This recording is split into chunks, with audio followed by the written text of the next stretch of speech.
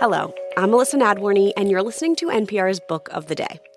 Today, it's all about novelist Ann Patchett.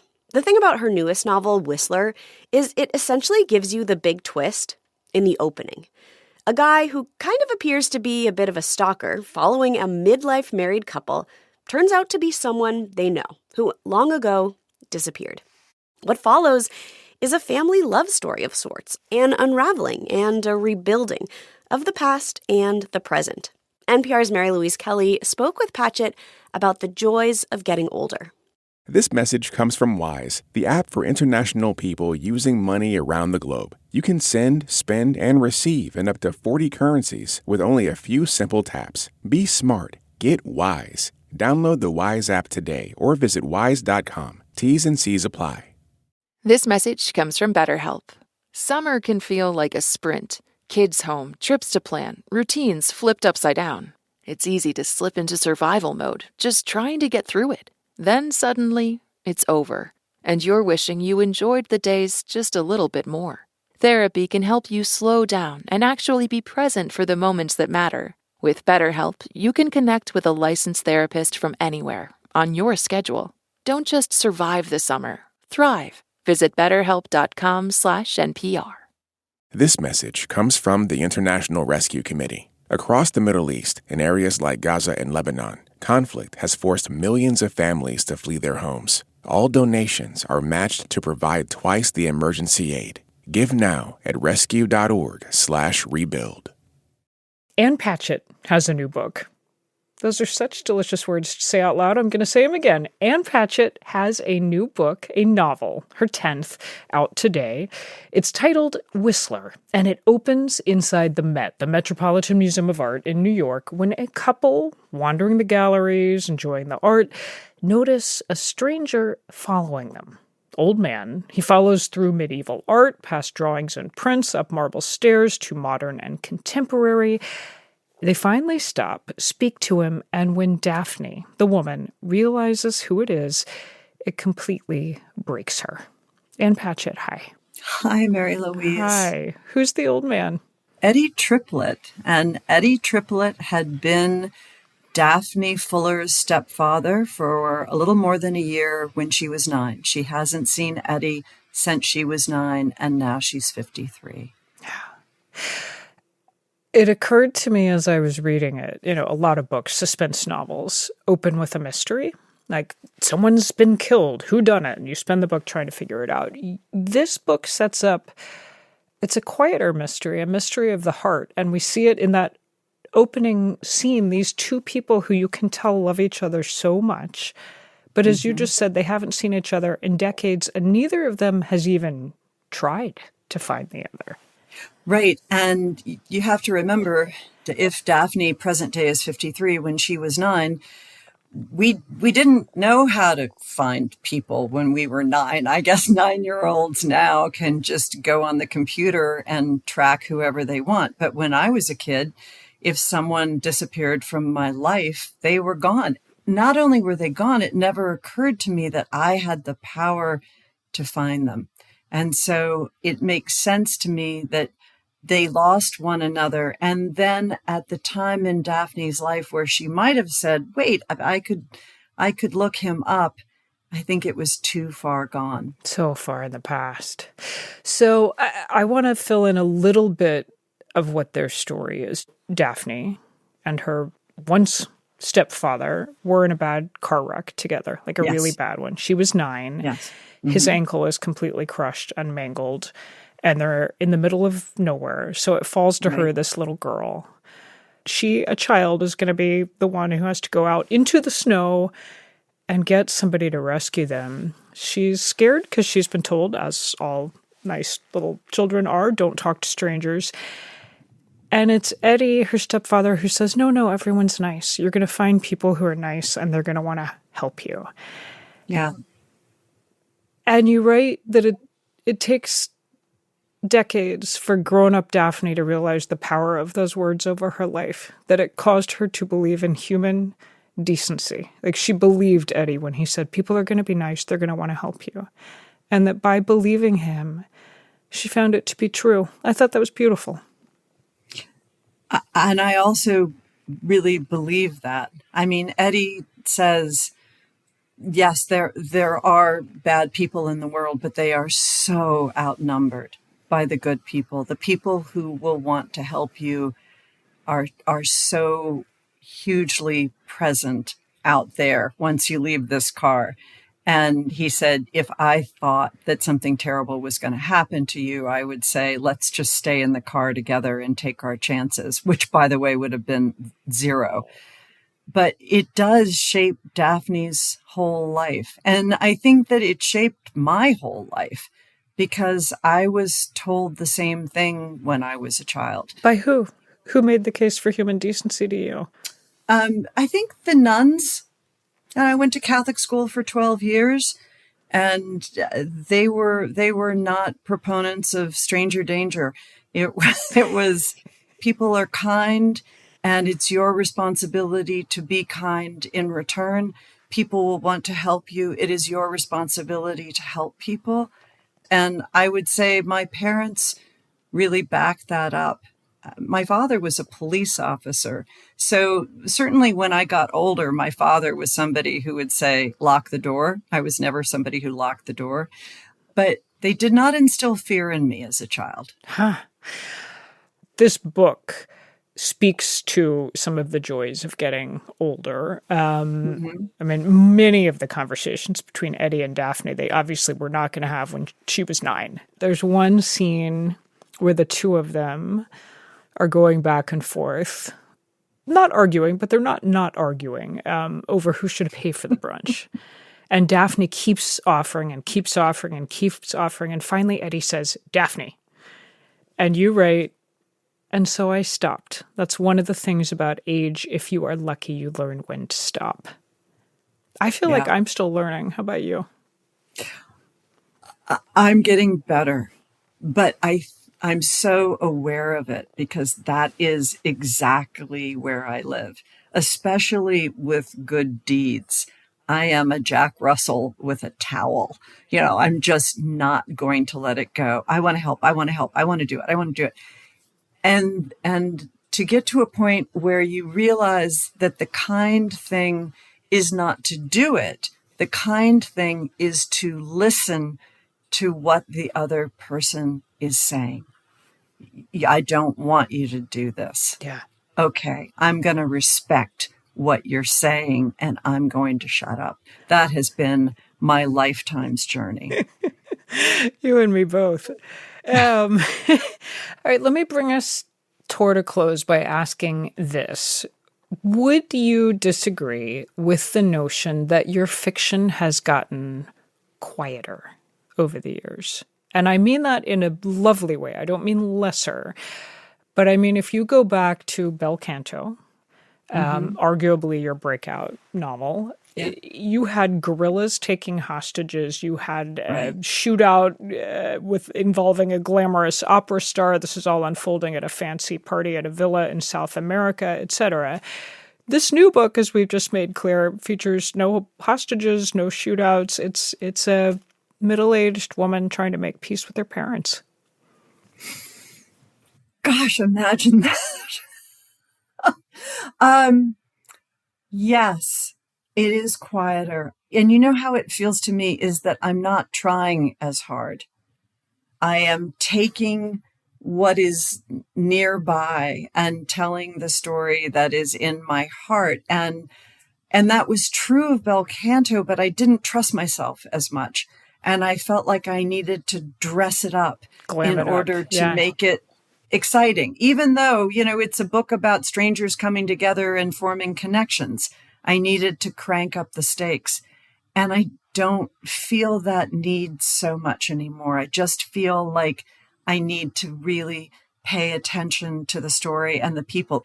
And I think it doesn't have to be pyrotechnics. It has to be true. Ann Patchett. Her beautiful new novel is titled Whistler. Thank you, Ann. Thank you, Mary Louise.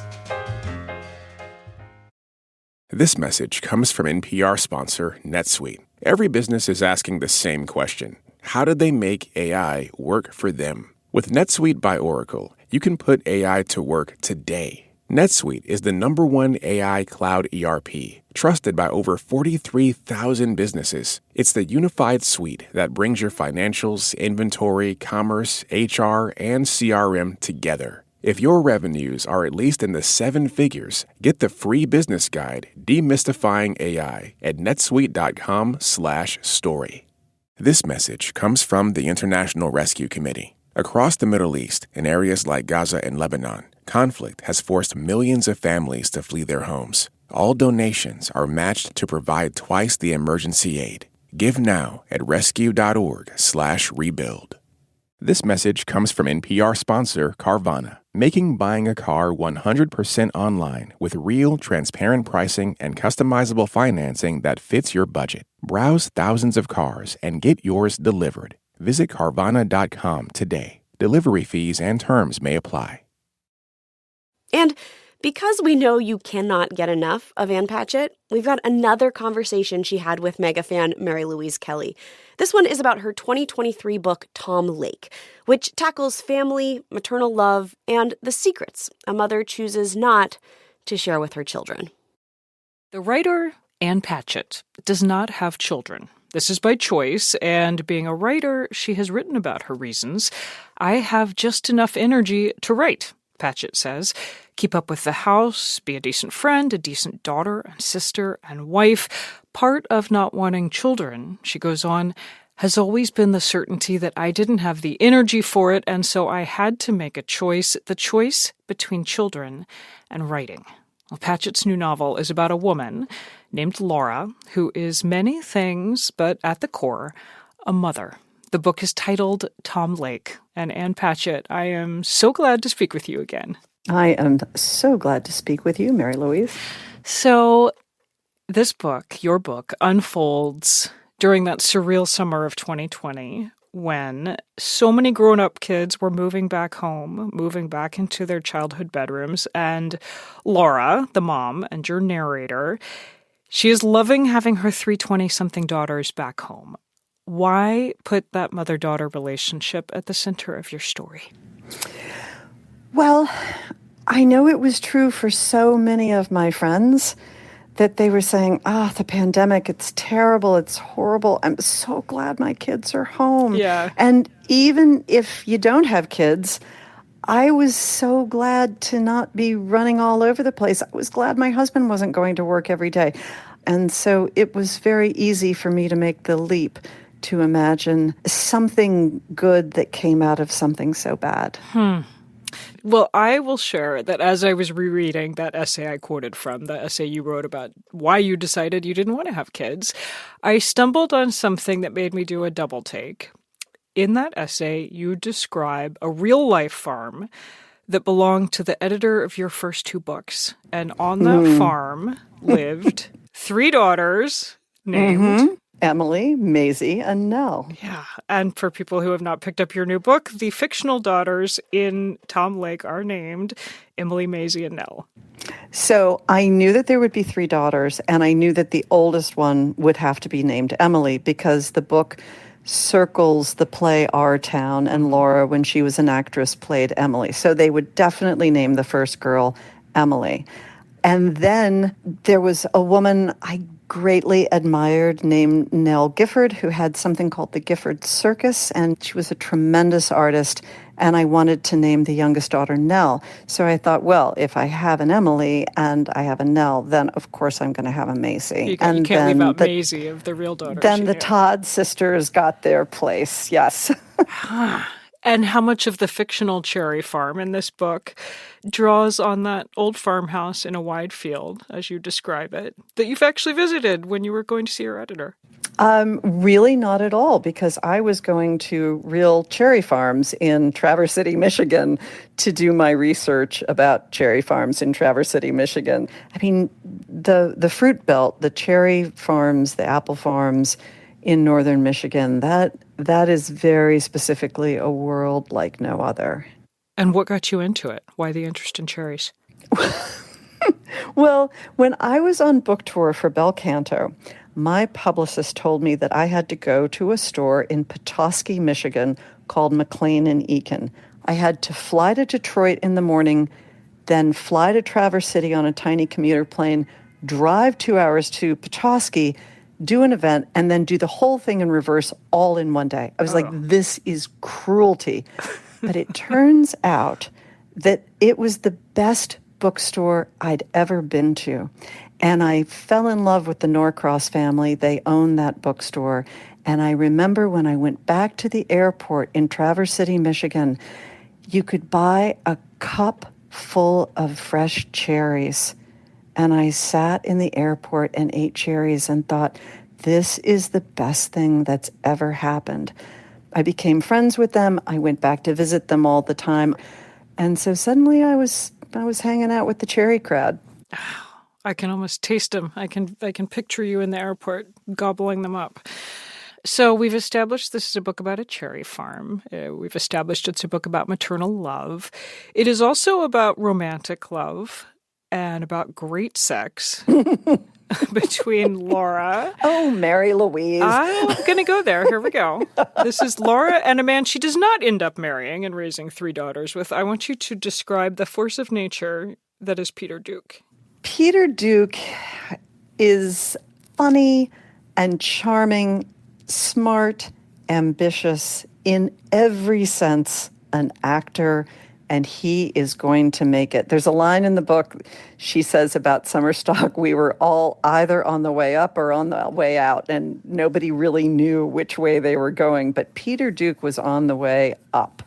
And I don't know about you, but I dated some people in my 20s that I would never have wound up with, but they were a lot of fun. At the end of the book, the very end of the book, we learn that Laura has been keeping a secret, a big secret. She's been keeping it for many years from everyone she loves. And it is such a contrast with her quiet steadiness and with how close we see her to be with her husband, with her daughters. Why does she keep that secret? Do you know, it's interesting. I don't think of that as a secret. I think of that as private. What's the difference? A secret is something that you are pointedly not telling someone, but something that's private is just yours. It just belongs to you. And something happened to Laura, and it was her own business. She tells the reader, but she doesn't tell her husband, and she doesn't tell her girls, and that's her right. Ann Patchett, before I let you go, I want to ask about another book by another author, because yes, you have long made a point of helping to raise up other writers. And as you go out on book tour for this book, for your book, Tom Lake, you're bringing along a debut novelist. I want you to give us the 30-second elevator pitch for Lindsay Lynch and her novel, Do Tell.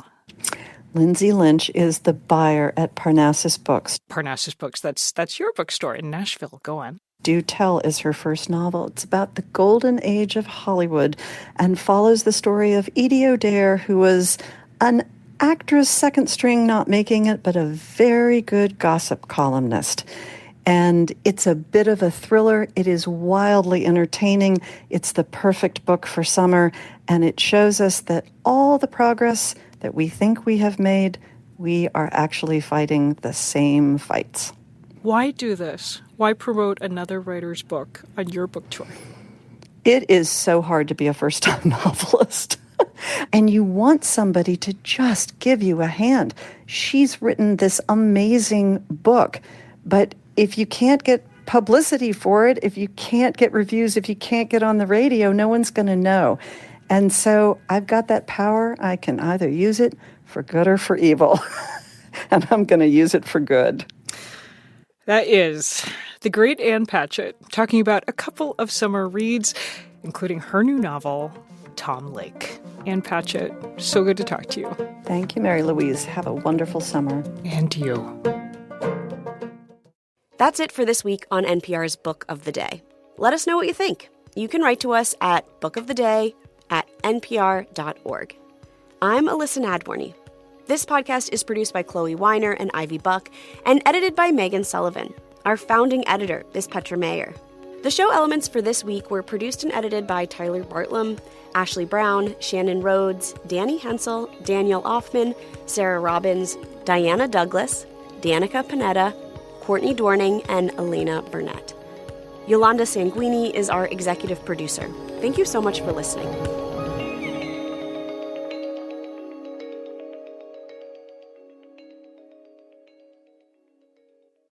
This message comes from Capella University. That spark you feel? That's your drive for more. Capella University's FlexPath learning format lets you earn your degree at your pace without putting life on pause. Learn more at capella.edu. This message comes from ZipRecruiter. Finding great candidates to hire can be like trying to find a needle in a haystack, unless you use ZipRecruiter. ZipRecruiter doesn't depend on candidates finding you. It finds them for you. That's why 4 out of 5 employers who post a job on ZipRecruiter get a quality candidate within the first day. And right now, you can try ZipRecruiter for free at ZipRecruiter.com/zip. That's ZipRecruiter.com/ZIP. This message comes from Capital One with the Venture X card. Earn unlimited double miles, a $300 annual Capital One travel credit, and access to airport lounges. Capital One. What's in your wallet? Terms apply. Details at CapitalOne.com.